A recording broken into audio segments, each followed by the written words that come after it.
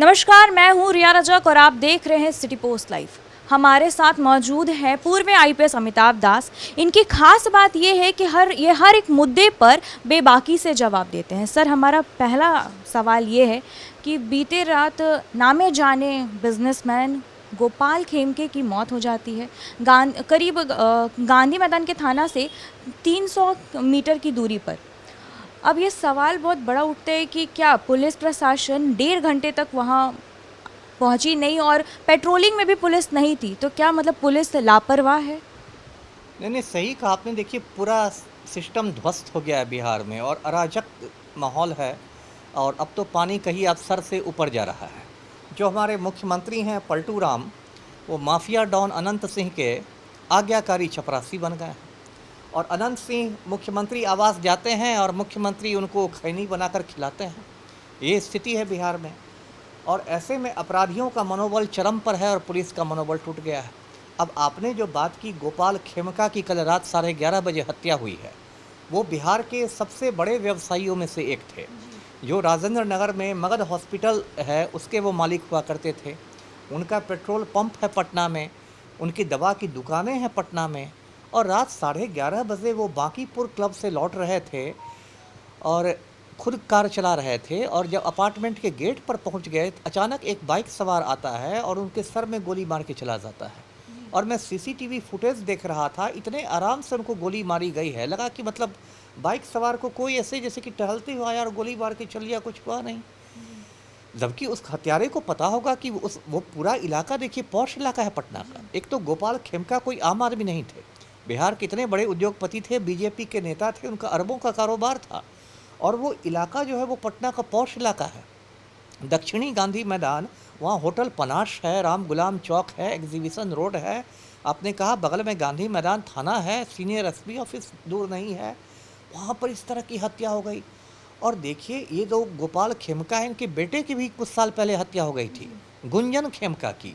वो 20 दिसंबर 2018 को हत्या हुई थी गुंजन खेमका की। उनकी हत्या वैशाली में हुई थी। आपको क्या लगता है अगर उस समय कार्रवाई अगर कड़ी की गई होती तो अभी ये गोपाल खेमका हमारे बीच होते? बिल्कुल बिल्कुल, ऐसा भी हो सकता है। इस बिंदु पर भी पुलिस को अनुसंधान करना चाहिए कि हो सकता है एक ही गिरोह का हाथ हो, बाप बेटे दोनों की हत्या में, दोनों की हत्या से कोई तार जोड़ रहे हों। जब बेटे की हत्या के 6 साल गुजर गए और कुछ नहीं हुआ, पुलिस ऐसे ही मतलब अंधेरे में लाठी पीटती रही, तब फिर उसका मनोबल बढ़ा होगा हत्यारों का कि अरे बेटा में कुछ नहीं हुआ, अब इसको भी खलास कर दो। लेकिन जो कुछ हो रहा है, देखिए इतने मतलब चिंता की बात है। और अभी देखिए क्या बिहार की हालत हो गई है। अभी खबर आ रही है कि बिहार के नगर विकास मंत्री हैं जीवेश मिश्र, उनको राजस्थान की एक अदालत ने दोषी पाया है नकली दवा बनाने का। बताइए, बिहार सरकार में माननीय मंत्री महोदय और नकली दवा बनाकर जान के साथ खिलवाड़ कर रहे हैं। और पलटू राम ने उनका अब तक इस्तीफा नहीं लिया है। ये वही पलटू राम है जो कहते हैं कि हम ना किसी को फंसाते हैं, हम ना किसी को बचाते हैं। कितना अच्छा डायलॉग मारते हैं। तो जो कुछ हो रहा है बिहार में, बहुत चिंता की बात है जी। गोपाल खेमका जुड़े हुए हैं बीजेपी से, जी। पर देखा जा रहा है कि विपक्षी ज़्यादा देखने जा रहे हैं उनको, मतलब उनके घर जा रहे हैं, मिलने जा रहे हैं उन परिवारजनों से। क्या कहना है? नहीं नहीं, देखिए विपक्ष को तो एक मुद्दा मिल गया है ना। विपक्ष को एक मुद्दा मिल गया है। देखिए, अभी प्रधानमंत्री मोदी भी आते हैं तो सीधे बिहार के जंगल राज की याद दिलाने लगते हैं। पलटू राम का भी तकिया कलाम है 2005 के पहले। मतलब ऐसा लगता है कि 2005 के पहले बिहार में जंगल राज था, अब तो बिहार एकदम मतलब स्विट्जरलैंड बन गया है। तो विपक्ष को तो एक बड़ा मुद्दा मिल गया है। इसलिए देखिए उदय सिंह भी गए, जो राष्ट्रीय अध्यक्ष हैं जन स्वराज पार्टी के। पप्पू यादव तो एकदम आधी रात में ही पहुंच गए थे। और उन लोग को एक मुद्दा मिला है, उस मुद्दे पर वो लोग घेरना चाह रहे हैं पलटू राम को। और विपक्ष का ये धर्म है, विपक्ष को तो ये करना चाहिए। क्यों नहीं करेगा विपक्ष जी। पप्पू यादव ने बोला है कि सीबीआई में पूरी जांच होनी चाहिए। बिल्कुल बिल्कुल सही कहा। देखिए, सीबीआई पर भी राजनीतिक दबाव है, लेकिन कम से कम सीबीआई केंद्रीय एजेंसी है, तो वो पलटू राम के दबाव से मुक्त रहती है, इसलिए उसकी जांच होनी चाहिए। और देखिए, बिहार में अभी सिवान से खबर आ रही है, ये हत्या में के साथ साथ सिवान से खबर आ रही है। कल सिवान के भगवानपुर थाना में एक मलमलिया मोड़ करके जगह है, वहाँ 7 लोगों पर हमले हुए। 3 लोगों की मौत और बागों को कुलच लोग झूल रहे हैं जिंदगी मौत के बीच। तलवार से काटा गया है, गाड़ी से कुचला गया है, गोली मारी गई है। क्या हो रहा है बिहार में? और ये पलटू राम देखिए है, इन्होंने 2 साल पहले आनंद मोहन को जेल से छोड़ दिया। जिस आनंद मोहन ने एक आईएएस ऑफिसर का खून किया था, सुप्रीम कोर्ट के आदेश पर उम्र कैद काट रहा था, लेकिन पलटू राम को लगा कि आनंद मोहन को छोड़ देने से राजपूत वोट बैंक में मेरी सेंधमारी हो जाएगी, तो आनंद मोहन को जेल से निकाल दिया गया और उसके लिए बिहार सरकार के कायदे कानून बदल दिए गए। बताइए बिहार कैसे संभलेगा। एक और तस्वीर मैं दिखाता हूँ आपके दर्शकों को। ये तस्वीर है भाजपा नेता सुनील पांडे की। ये वरिष्ठ राम भक्त हैं और इनके बेटे हैं तराड़ी से भाजपा के विधायक हैं विशाल प्रशांत, है ना। विशाल प्रशांत की पत्नी तो अभी मिसेस बिहार चुन ली गई है, बहुत बधाई उनको। तो ये सुनील पांडे हैं और सुनील पांडे के कर कमलों में क्या है, AK-47 राइफल है जो एक प्रतिबंधित हथियार है। संजय दत्त के पास AK-56 राइफल मिल गई थी तो मुन्ना भाई 3-4 साल के लिए जेल चले गए थे। उस पर टाडा का मामला दर्ज हो गया था, आतंकवादी का अधिनियम लग गया था। और ये है सुनील पांडे, इसको धूमधाम से भाजपा में शामिल किया गया। दिलीप जायसवाल प्रदेश अध्यक्ष ने शामिल किया और किसी की औकात नहीं है बिहार में कि सुनील पांडे के घर पर रेड करके ये AK-47 जब्त किया जाएगा। तो अब बताइए बिहार में कैसी मतलब नाजुक स्थिति है। जी, पूर्व DGP अभयानंद ने कहा है, पुलिस प्रशासन पर आरोप लगाया कि बहुत लेजी हो गई है, बहुत लापरवाह हो गई है। अब देखिए अभयानंद सर पर मैं बोलना नहीं चाहता ज़्यादा, मुझसे सीनियर रहे हैं, लेकिन क्या मैं बोलूँ, है ना।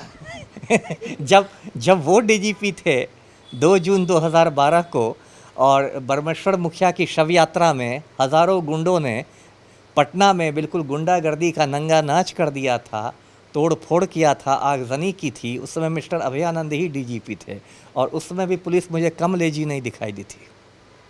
पुलिस से भी अपराधी लोग डर नहीं रहे, क्योंकि अभी कुछ टाइम पहले ही ये कोमल नाम की एक पुलिस कर्मी ने जांच के दौरान उनकी कुचल कर मार डाला। मतलब यहाँ पे मतलब दहशत नहीं है। देखिए कानून का इकबाल खत्म हो गया है। जब मुख्यमंत्री ही माफिया डॉन को खैनी खिलाने लगेगा तो फिर कानून का इकबाल खत्म हो जाएगा।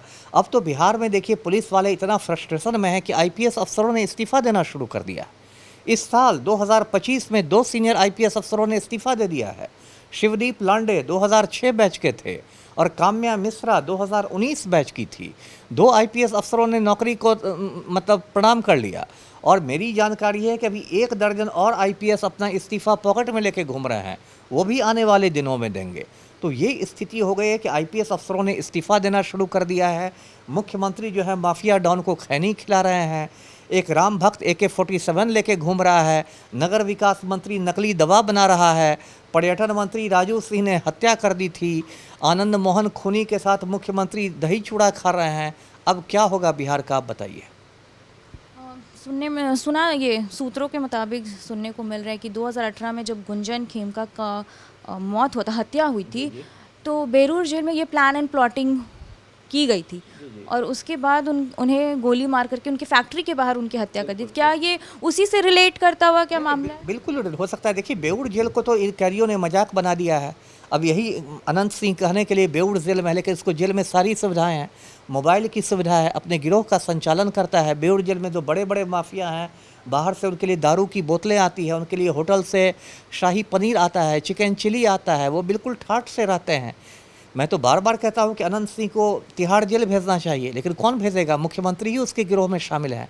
और जो गुंजन खेमका के समय ये बात आई थी, बस दबी जबान में ही लेकिन आई थी कि कुछ ज़मीन के धंधे से ये हत्या के तार जुड़े हो सकते हैं, क्योंकि पिछले कुछ सालों में पटना में, मुजफ्फरपुर में या बिहार के बहुत शहरों में अचानक ज़मीन की कीमतें जो है आसमान छू रही है और उसमें भू माफिया वाले शामिल हो गए हैं।